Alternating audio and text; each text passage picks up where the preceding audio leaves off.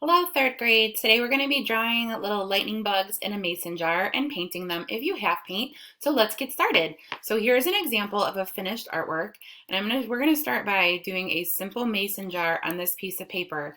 Now I'm going to draw big, and I have my paper vertical, which is long ways, so that I can draw a big mason jar so that I have room for my little lightning bugs.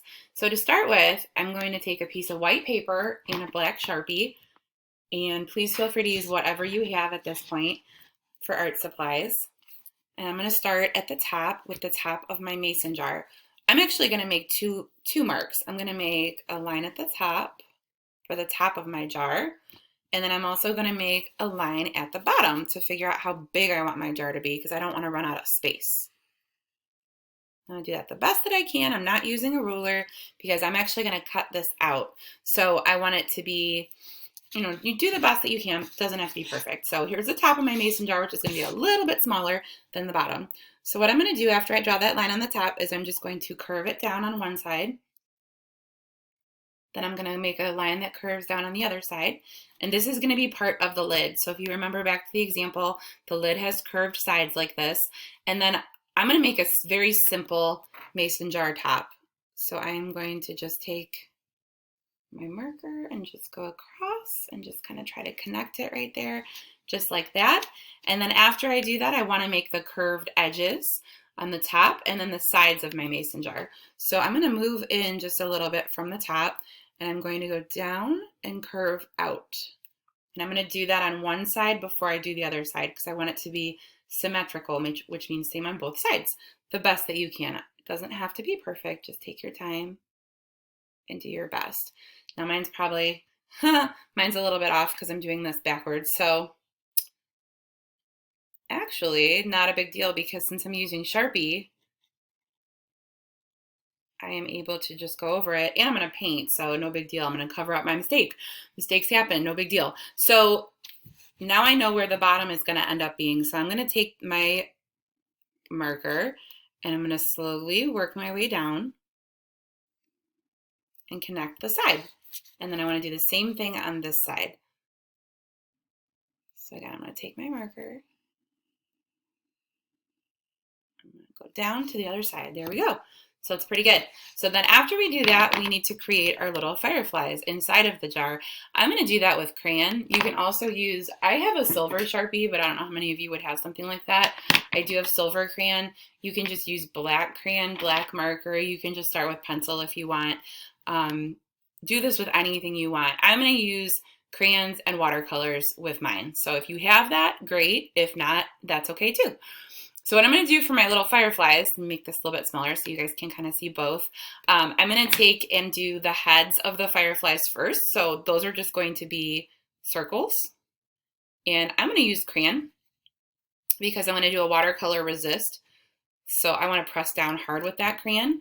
And I want to just space the circles out. So I want to make those circles all over the place in all different spots. So I'm going to put one over here.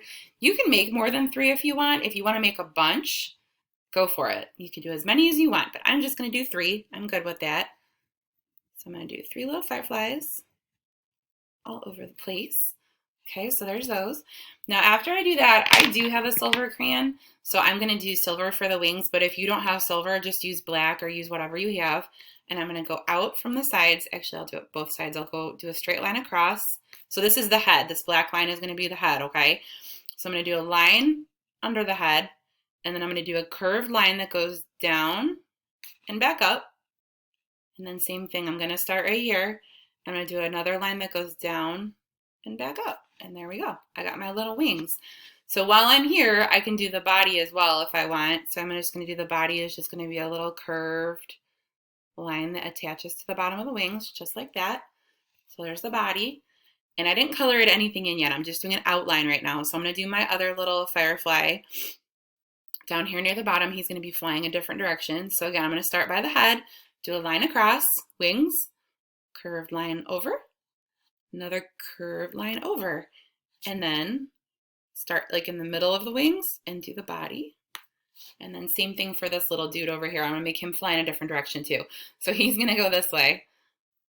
So I'll do a curved line like that. And then we'll go up and another one up Whoops, try to make this a little bit more even. There we go. And then I'm gonna make my body like that. There we go. So before I add any paint, I wanna add a little bit of color so that they look like they're glowing. So I'm gonna take orange, like a bright orange, and I'm just gonna color their little bodies, not the wings, just the body, with some orange. It doesn't have to be perfectly colored in because I can leave a little bit of space for that watercolor resist that I wanna do. But anything you don't want the watercolor to go on, you need to color hard, press down hard with the crayon. So, oops, I forgot my cute little antenna here for my little fat fireflies. And I want them to look like they're glowing. So around them, I'm gonna take a bright yellow crayon and I'm gonna start from the firefly and do lines that go out. So I'm coloring around my firefly. You see that? See how I'm going in and out, in and out, in and out, all around him. So I want to make it look like he's glowing because the colors I'm going to use around my firefly are going to be darker. They're going to be like purples and blue and green. So I'm going to be using my cool colors around my fireflies. My fireflies are pretty warm, so they're using warm colors. You guys learned that like in first grade. So warm colors are red, yellow, and orange. And cool colors are what? Blue, green, and purple. Good. So here I'm going to do one more. My little glowing fireflies here. You know, take your time. If you need to pause this, please pause it. I'm trying to go quickly so my video is not too long, but you guys can pause this anytime. Now, one more fun thing I'm going to do. I have a white crayon, and we've done watercolor resist before, and if you've ever colored Easter eggs, they have that like wax crayon in the Easter eggs that you can do, and this is kind of the same thing. So I'm just making little dots of white all over the place with crayon, and when I paint that, that's going to show up, so that's going to look pretty cool. Another thing I forgot to do up here on the top, I'm going to take my black crayon again, and I'm going to go up here to the top, and I'm going to make a few lines on my lid just to give it like a little bit of detail there so it's not boring and plain. Please add anything you want to these, boys and girls. I'm just showing you the basic example. It does not have to look exactly like mine. You can be creative and you can add to this. My third grade is very creative this year, and you guys do an excellent job on your artwork. So I know that you will do a great job on your artwork today too. So now I have my watercolor paint, and I'm going to start painting the background here of my mason jar and the lid of my mason jar. So for the lid, I'm going to create some purple. I'm going to paint some purple on there. So I actually do not have purple in my watercolors. Let me put it here so you can kind of see it.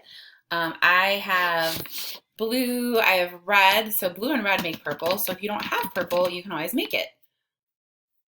And that is pretty dark, so I need to add some more red to that. There we go. It's like a red violet. I like it. So you know with watercolor, boys and girls, if you use too much water, it drips all over, right? And it spreads everywhere. If you don't use enough water, your watercolor paint looks really streaky, and that means that it's thirsty and it needs a drink. It needs a little bit of water. So after I do that, I'm going to rinse out my paintbrush. And then for this next part, I'm going to do a little bit of green around my fireflies because I want like a little bit of green right here, or like a blue green because I think that would look cool. So I'm just going to take my paintbrush and I'm going to very carefully just go dab, dab, dab, dab, dab all around there. Starting to look cool. So I'm starting to get that resist effect where I'm actually overlapping with the yellow a little bit and it's not completely covering it up. See? So I think that looks pretty cool. So I'm going to start doing like a blue-green around my fireflies. And then as I get farther away from my fireflies, I can start doing like a darker blue. Look at that. That is blue, believe it or not. It looks like black. It's pretty dark. But I'm going to add a little bit of water to it to make it lighter. Now, this is why I said we were going to cut out these jars, because if I go out of the lines, which is like very easy to do, right? No big deal. Ooh, look at this cool other little surprise up here. So I'm starting to get some of my little white spots, they're starting to pop out as I'm painting. So I think that's pretty cool too. So I'm just going to keep painting this.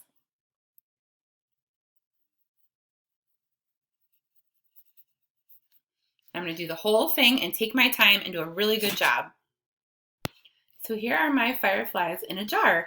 And once this dries, I'm going to cut it out and hang it up so it gets a nice neat edge. Or I could just paint the sides if you want, whatever you want to do. Nice job, third grade. Way to go in week 4. I'm looking forward to seeing some more amazing artwork. Have a great week.